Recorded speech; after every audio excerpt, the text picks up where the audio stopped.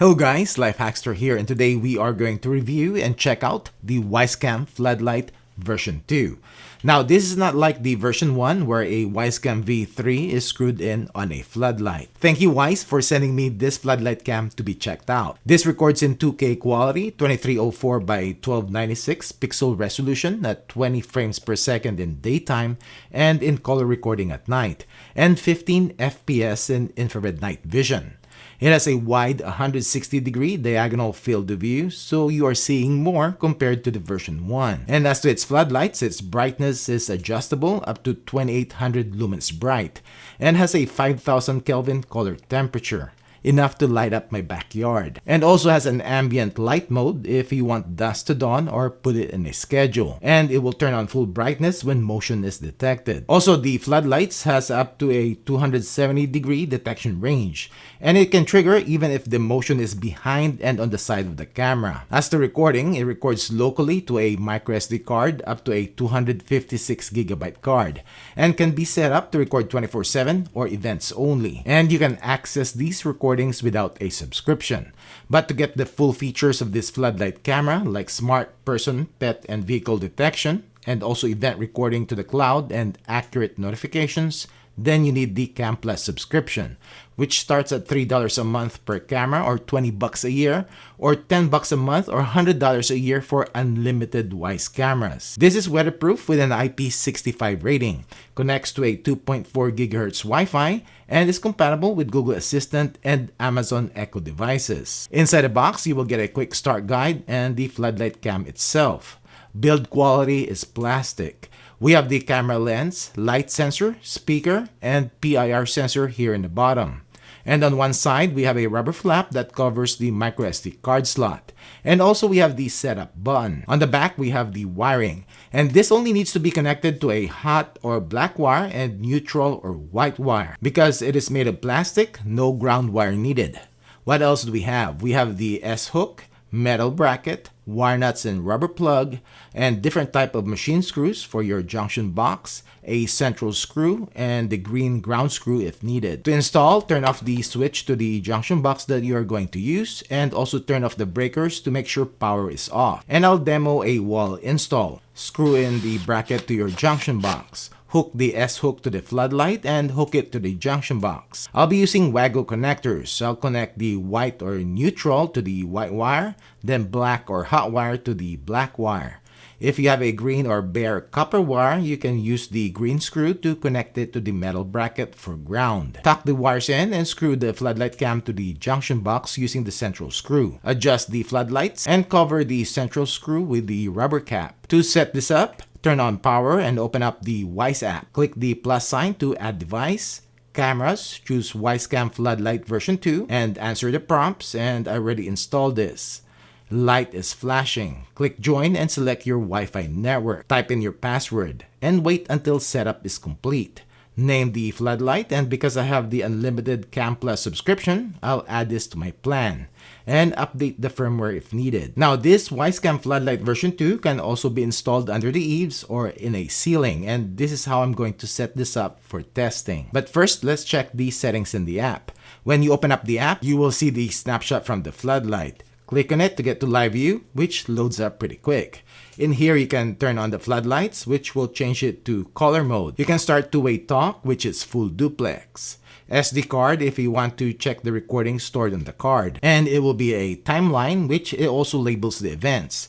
And I have set this to record 24/7. If you go back to live view, you can take a snapshot of the live view or record or manually trigger the siren. On the recent events, these are the recordings from the cloud. And this is where you can download the footage. Click the gear icon for the camera settings, detection zones, and it is a grid type. You can adjust the camera sensitivity and also adjust the PIR sensor, which has a 270-degree detection range, which you can turn on or off from here, and also adjust its sensitivity. We have motion tagging and motion warning, which you can choose just the tone or this message. You are currently being recorded. And you can repeat the sound every 10, 30, 60, or just once per event. And we have event recording, and it has this include PIR sensor, which it will only record and detect events when the camera and the PIR sensor is triggered. As to smart detection, if you have a subscription, then you will get person, pet, vehicle, and package detection. And the same thing with notifications. Advanced settings. This is where you can set 24/7 recording or events only on the microSD card,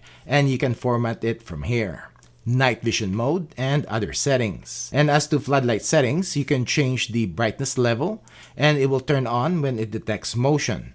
And you have sensitivity settings. And I set this to balanced sensitivity, which should only turn on when person, vehicle, and or pets are detected. You can also set how long the floodlights will be on per detection. And also you can schedule it. Next, we have ambient light settings, and you can adjust the brightness on this mode. And this is where you can set dusk till dawn or schedule it. And you can also flash the light with siren when it detects motion. Now time to do some testing.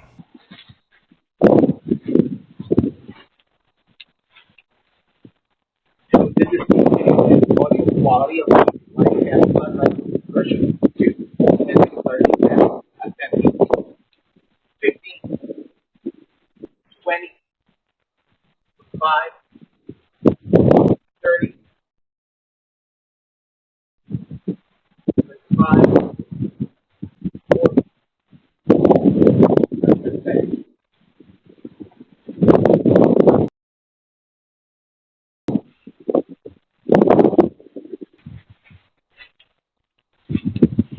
So this is the video quality of the Wyze Cam Floodlight version 2 at night.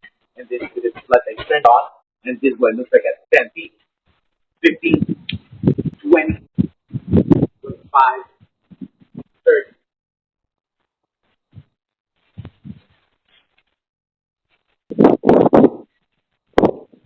So this is the video quality of the Wyze Cam Floodlight version 2.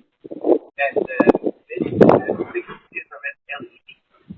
And it looks like at 10 feet, 15, 20, 25, 30. We are going to test the motion alert notification speed of the Wyze Cam Floodlight version 2. And I'm on my 5G cellular network and it is 220. Let's check it out. There we go. Status light changed to red and I got detected. Click and hold. You'll see right here in the snapshot, and when you click on it, it should open up the live view pretty quick. Cool, 221. All right, so it's still 221. Let's see what the notification cool off of the Wyze Floodlight Cam version 2. It's recording and I got detected again.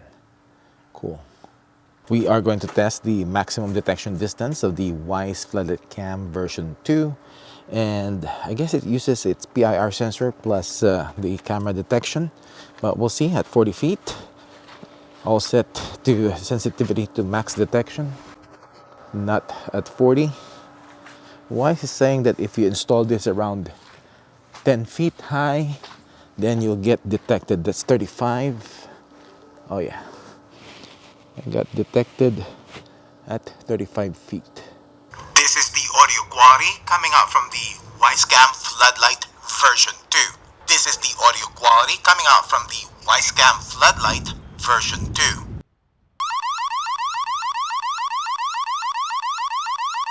Alright, so what do you think?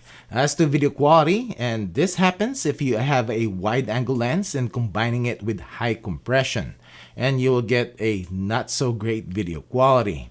When I checked the bitrate, it is in the low side. Hopefully Wyze can improve this. By the way, for version 1 users, this version 2 doesn't have the additional USB port so that you can plug in another Wyze Cam. But I guess it has a wider field of view, so you really don't need one. Aside from that, this camera is pretty responsive and loads up pretty quick in the app. The audio and the speaker on the camera is surprisingly good. But I think the overall advantage of this floodlight camera compared to others is its price. Its MSRP is cheaper than the version 1 and probably the cheapest or one of the cheapest floodlight camera around. And with this initial release, Wyze will be selling this for only 54 bucks. I'll be comparing this with other floodlight cameras in my future videos. Well, that's it for this video. Thanks for watching.